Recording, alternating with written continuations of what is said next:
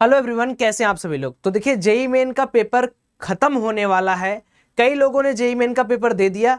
तो अब सबसे बड़ा सवाल ये उठता है कि सौरभ भैया, जेई एडवांस 2023 के लिए कैसे प्रिपरेशन करें। अब देखो, मैं कौन होता हूं आपको जेई एडवांस की प्रिपरेशन समझाने वाला। तो सबसे पहले मैं अपने बारे में बता देता हूं। मैं भी आप ही की तरह एक मीडियोकर बच्चा कभी हुआ करता था, जो जेई मेन के अंदर उस समय 360 में से 195 नंबर लाया। उसके बाद मैंने भी 1.5 महीने 2 महीने क्या क्या किए कि मेरा आईआईटी बीएचयू में सिलेक्शन हुआ। मैं आईआईटी में गया, आईआईटी से मैंने बीटेक पास आउट किया एंड देन मैं यहाँ पर आपके सामने पढ़ा रहा हूँ। पिछले 2018 से आप देखे होंगे कि मैं कंटिन्यूअस रैंकर जेई पे आपको पढ़ाता हूँ, फिजिक्स पढ़ा रहा हूँ। तो मैं इस स्थिति में हूँ कि आपको ये बता सकता हूँ कि आफ्टर जेई मेन हम जेई एडवांस का सपना कैसे देखें। तो सबसे पहले ये समझ लेते हैं कि जेई मेन, देखिए एक प्रोडक्टिव वीडियो है तो थोड़ा समय लगेगा, आप थोड़ा सा इसको समझना। और मैं आपको गारंटी करता हूं इसके बाद आपको कोई वीडियो देखने की आवश्यकता नहीं पड़ेगी। आप खुद इस वीडियो के अंदर ये चीज कमिट करोगे कि सौरभ भैया, मुझे एडवांस फील होने लगा कि मेरा निकल जाएगा। और जेई एडवांस, दो चीजें आपको मैं यहां पर समझाता हूं, प्यार से देखो। अब देखो, जेई मेन के अंदर क्या होता है, स्पीड की तो जरूरत है ही बहुत तेज, एक्यूरेसी की जरूरत है, और वहां पर डेटाबेस नॉलेज बहुत होना चाहिए। डेटाबेस नॉलेज मतलब क्या, कि अगर आपको फॉर्मूला थोड़ा सा भी मिसमैच हो गया, फॉर्मूला नहीं याद है, तो आप बहुत पीछे चले जाओगे। क्यों? सपोज करो ड्रिफ्ट वेलोसिटी का फॉर्मूला आपसे नहीं बना, नहीं याद आया, तो क्या आप यार वहां पर जाके आप वीडी निकालोगे कि वीडी कहां से आया, आई इजकल टू एन वीडी करते फिरोगे, फिर वहां जे डालोगे, फिर मोबिलिटी नहीं कर पाओगे आप। तो इसका क्या मतलब है कि भैया, कोई भी जेई मेन और जेई एडवांस को 100% सिमिलर बोल ही नहीं सकता, क्योंकि इन दोनों एग्जाम में जमीन आसमान का फर्क है। क्यों? क्योंकि बहुत बार ऐसा आपने सिचुएशन देखा होगा कि जेई मेन में कम बच्चे सिलेक्ट हो रहे हैं या उनके नंबर अच्छे नहीं आ रहे हैं, बट अल्टीमेटली वो जेई एडवांस में सीट सिक्योर कर ले रहे हैं। तो इसके पीछे का लॉजिक क्या है कि जेई एडवांस में आपको स्पीड की कोई जरूरत नहीं है। आप धीरे धीरे भी करोगे, कंसिस्टेंट रहोगे, धीरे धीरे प्रॉब्लम सॉल्व करोगे। वहां पर आपको फॉर्मूला की बहुत खास जरूरत नहीं है, क्योंकि हर प्रॉब्लम के अंदर आपको डिराइव करके ही उस पर्टिकुलर चीज तक पहुंचना रहेगा। दूसरी चीज क्या है कि जो डेटा बेस्ड सवाल हैं, डेटा बेस्ड सवाल ना के बराबर वहां पर होंगे। जो भी होगा वो आपको फैक्ट बेस्ड पर होगा, रियल लाइफ इंसिडेंट पर होगा, और विथ प्रूवन स्ट्रेटजी हर बार आपको जेई एडवांस के क्वेश्चंस में ट्विस्टिंग मिलती रहेंगी। तो जेई मेन और जेई एडवांस के बीच का डिफरेंस समझे। अब क्या है कि जेई मेन में जो सिलेक्शन रेट है वो बहुत कम है, बहुत कम है, लेकिन जेई एडवांस में जो सिलेक्शन रेट है वो बहुत ज्यादा है। यानी आप कम मार्क्स पाकर भी जेई एडवांस में सिलेक्ट हो सकते हो। जेई मेन में अगर आपने 300 में से 150 नंबर नहीं क्रॉस किया तो नामुमकिन है कि आपको कोई कॉलेज मिल जाए, मतलब मुमकिन ही नहीं कि आपको कोई कॉलेज मिले। वहीं अगर 330 नंबर या 360 नंबर के जेई मेन में आपने 110 नंबर भी पा गए तो आपको कॉलेज पक्का पक्का मिल जाएगा, इस बात की पूरी गारंटी है। तो सौरभ भाई, जब जेई एडवांस इतना इजी है, जब इतना आसान है, जब इस तरीके से यहां पर कॉलेजेस मिल जा रहे हैं, तो क्या ट्रिक हो कि जेई एडवांस के लिए हम 2 महीना पढ़े और निकल जाए। मेरे भाई देखो, अगर आप 20 अप्रैल से भी पढ़ने का तैयारी करना स्टार्ट करते हो, मान लो आपने 5-10 दिन मजे लिए, थोड़ा सा घूमे फिरे, क्योंकि देखो आदमी को स्ट्रेस रिलीज करना है, तो वो 5-6 दिन इधर उधर करेगा जेई मेन देने के बाद, तो तुरंत जेई एडवांस की प्रिपरेशन तो नहीं करेगा, इस बात की पूरी भनक मुझे है। तो मैं मान के चलता हूं कि जेई एडवांस अगर आप 20 अप्रैल से भी कर रहे हो तो आपको क्या करना है वो देखो। मैंने क्या किया, सबने क्या करते हैं, या मेरे साथ जो बच्चे आए थे, कोई कोटा से पढ़ के आए, कोई कहां से, तो मेरे दोस्त ने क्या किया, तो वो सारी चीजें हम करते हैं। तो पहले जेई एडवांस का रूपरेखा समझते हैं कि जेई एडवांस की रूपरेखा कहती क्या है और 2023 के लिए क्या होगा। अब देखो, कभी भी जेई एडवांस का जो पेपर होता है वो प्रेडिक्टेबल नहीं होता है। प्रेडिक्टेबल का मतलब है कि आप नहीं बता सकते हो कि इस बार किस तरीके के पैटर्न आएंगे या कितने मार्क्स के आएंगे। तो मार्क्स आपको नहीं पता है और पैटर्न आपको नहीं पता है, तो होता क्या है कि इसी में बच्चे गड़बड़ा जाते हैं। तो आप लोग को क्या करना है, सबसे पहला हर एक एक पीवाईक्यूज के सेगमेंट को ध्यान से पकड़ो, है ना। पीवाईक्यूज के सेगमेंट को ध्यान से पकड़ने का मतलब क्या है कि इसके अंदर आपका एसरेशन एंड रीजनिंग टाइप के क्वेश्चंस होंगे, इसके अंदर मैट्रिक्स टाइप के क्वेश्चंस होंगे जो मैच द फॉलोइंग होते हैं, इसके अंदर 3-3 के मैट्रिक्स के सवाल होंगे जो होंगे वो, उसके बाद फिल इन द ब्लैंक्स ये भी आपके साथ होगा। तो क्या पता कि आप लोग थोड़ा सा भी अगर इन सारी चीजों को नहीं किए तो मार्केट में आप टिक नहीं पाओगे। इतने कंपटीशन है, इतना कंपटीशन है, एक बंदा आपको भगाने की कोशिश करेगा, एक बंदा आपको भगाने की कोशिश करेगा। तो अगर आपको टिके रहना इस पूरे के पूरे मार्केट में ना, अपनी रैंक स्टैंड आउट करनी है, तो भैया लड़ना तो पड़ेगा। पैराग्राफ टाइप क्वेश्चंस है। अब देखो ये कुछ ऐसे पैटर्न्स हैं जो आपको पता है कि ऐसे पैटर्न्स आ चुके हैं। पार्शियल मार्किंग का सिस्टम होता है, लेकिन पता है जेईई एडवांस इस बार अगर सनकेगा तो वो आपको डिस्क्रिप्टिव दे देगा।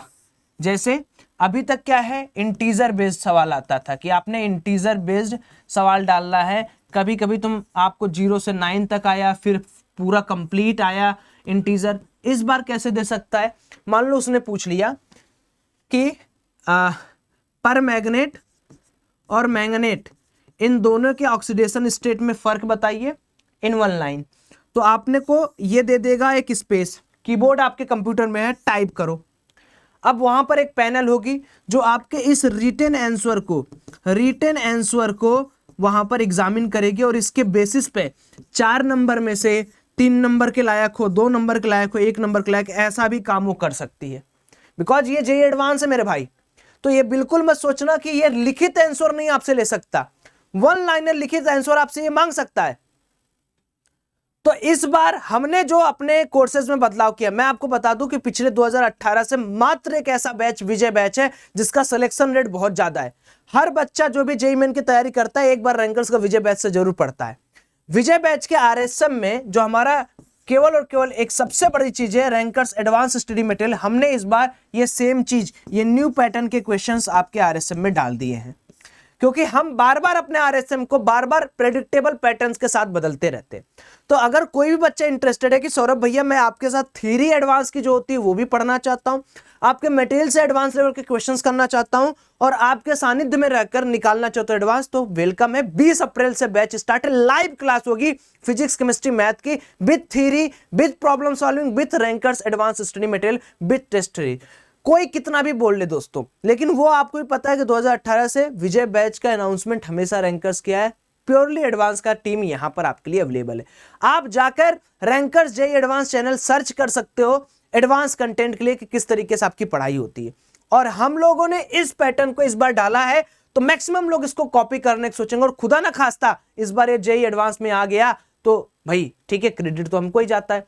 कुछ भी ऐसा बुरा नहीं, जब आप टीम आपकी आरएनडी बैठेगी तो आप ये सब चीजें कर लोगे। तो जेईई एडवांस में प्रेडिक्टेबल कुछ नहीं है। तो आप लोग क्या कर सकते हो, अगर आप लोग की इच्छा हो, परोकाष्ठा हो, तो आप विजय बैच जरूर ज्वाइन करो। देखो जी, ये आपका स्टार्ट कब है, ये आपका 20 अप्रैल से स्टार्ट हो जाएगा टिल जेईई एडवांस। हर संडे टेस्ट होगा ऑनलाइन। तो एक बहुत बेहतरीन सी चीज है जिसको आप यहां पर यूज कर सकते हो और उठा सकते हो। अब मैं वापस आता हूं टॉपिक पे। तो जेईई एडवांस के लिए जो बच्चे नहीं कोई बैचेस ले पाते हैं, पहली चीज क्या हो गई, आप पीवाईक्यूज कर जाओ। पीवाईक्यूज करते करते साथ में देखो 3 चीजों का ध्यान रखना। जब भी आप कोई पीवाईक्यूज करोगे, आप एक नए कॉन्सेप्ट का जन्म दोगे। नया जो कॉन्सेप्ट होगा उसको अपने कॉपी पर आप मेंशन करो। जैसे मान लो आपने कोई भी यहां पर पढ़ रहे हो, आपको लग रहा है कि यार एक नया कॉन्सेप्ट हमने फिजिक्स में देखा, वो centre of mass plus ICOR का कॉम्बिनेशन था। या हमने कोई नया कॉन्सेप्ट यहां पर देखा, वो क्या देखा, एक्सट्रैक्शन ऑफ मेटल के अंदर जो कलर निकलते हैं उनके बारे में हमने नया कुछ सीखा। या हमने मैथ में ही कुछ देखा, तो मैथ में हमने परम्यूटेशन एंड कॉम्बिनेशन को प्रोबेबिलिटी में मिक्स करते हुए एक नया कॉन्सेप्ट देखा। तो जब आप नए कॉन्सेप्ट को देखेंगे ना, तब आपको एक चीज जो समझ में आनी चाहिए, वो ये समझ में आनी चाहिए कि भैया ये कॉन्सेप्ट जो मुझे नए नए मिल रहे हैं, इनके लिए एक सिंगल कॉपी बना के रखूं। क्योंकि बहुत सारे बच्चे जो होते हैं वो ये नहीं समझते हैं कि जेईई एडवांस का खुद का एक सिलेबस है, जेईई एडवांस की खुद की एक थ्योरी है जिसको आपको करना है। सेकंड, हर टाइप के क्वेश्चंस को आप सॉल्व करोगे पीवाईक्यूज के। क्वेश्चन सॉल्विंग आपकी बहुत मस्ट होनी चाहिए पीवाईक्यूज के।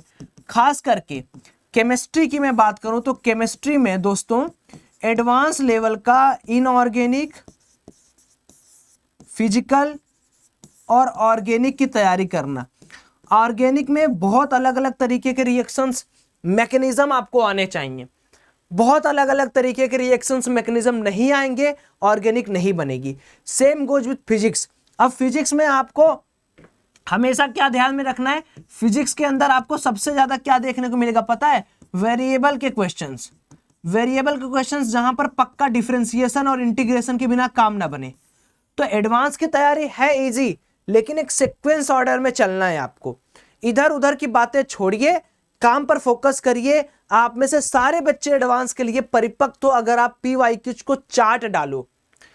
अब अगर पीवाईक्यूज आपसे बन गया, विश्वास मानो, और आपने उसके टॉपिक्स के अंदर गूगल कर लो, नहीं निकाल सकते हो तो विजय बैच कर लेना, लेकिन एडवांस आपको इसी बार फोड़ना है किसी भी हाल में। ये मुझे कमिटमेंट आपसे चाहिए, किसी भी हाल में आपको एडवांस फोड़ना है। ये आप कमिटमेंट मुझसे कर दो कि सौरभ भैया मैं किसी भी हाल में इस बार जे एडवांस फोड़ के रहूंगा। तो मैं जो एक एक चीज आपको बता रहा हूं ध्यान से समझो। Physics PYQs, math PYQs, chemistry PYQs, topic ये करना है आपको। जब आप टॉपिक लिखने लगोगे ना तो आप देखोगे कि यहां पर बहुत अच्छे तरीके से मेरा काम होते जा रहा है। अब अगला चीज, बहुत सारे बच्चे जो बुक के लिए मुझसे बार बार पूछते हैं सौरभ भैया बुक्स क्या क्या हम लोग यहां पर यूज कर सकते हैं एडवांस के पॉइंट ऑफ व्यू से। तो देखो यार, सबसे पहले तो मैं आपको यही कहूंगा कि पीवाईक्यूज प्लस इरिडो प्लस एससीवीज इनफ फॉर जेई एडवांस। ठीक है, इससे ज्यादा मैं कुछ कहूंगा नहीं।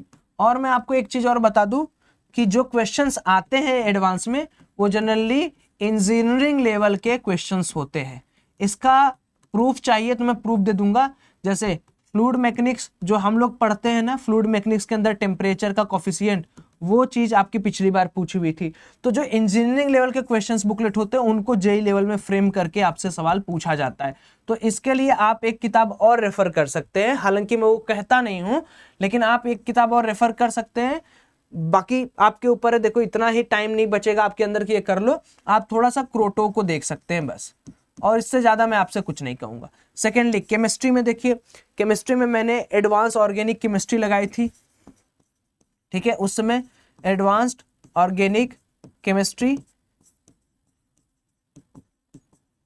प्लस पीवाईक्यूज प्लस मैंने यहां पर एक काम और किया था, जीएमपी आती है फिडजी की। ठीक है, फिडजी कोचिंग की जीएमपी उस समय आती थी। अब तो आपके आरएसएम में ये सारी चीजें इंक्लूडेड है, ये भी आरएसएम में, ये भी आरएसएम में है। और थर्ड, अगर आप मुझसे बात करेंगे मैथमेटिक्स के लिए, तो मैथमेटिक्स के लिए भाई साहब मैंने सिर्फ और सिर्फ क्या किया था वो मैं आपको समझा दे रहा हूँ। एक तो ब्लैक बुक के अंदर कुछ कुछ क्वेश्चंस मैंने सॉल्व किए थे, ज़्यादा नहीं। उसके बाद मैंने डायरेक्ट ज़्यादा करके एग्जाम्पल बेस्ड क्वेश्चन को सॉल्व किया था। एग्जाम्पल्स क्वेश्चन वो भी आप विश्वास नहीं करोगे आर.डी. शर्मा के ऑब्जेक्टिव से, आर.डी. शर्मा के ऑब्जेक्टिव से। और थर्ड एंड लास्ट पीवाईक्यूज, और इसमें कोई भी इधर उधर की चीज़ें मैंने नहीं की थी। तो मैं ये अपने लिए बता रहा हूं, अगर आपको अंडर 5000 रैंक चाहिए मेरी तरह, अंडर रैंक ऑफ 5000, तो ये फॉलो करके तुम काम कर सकते हो। और इन सब का पूरा मिश्रण आपको आरएसएम में मिल जाएगा अगर आप आते हो विजय बैच में। तो इतना विश्वास मानो, जेई मेन किसी को मजा नहीं है, जेई एडवांस में एक बार आप आओगे तो आपको हमेशा एक बेहतरीन कंटेंट मिलेगा, इसकी गारंटी मेरी है। तो मैं मिलता हूं आपसे 20 अप्रैल को अपने बैच में। तब तक के लिए जेई एडवांस की तैयारी करिए, खुद से भी करना है तो इन सारी चीजों को ध्यान से देखिए। Bye bye, have a great day.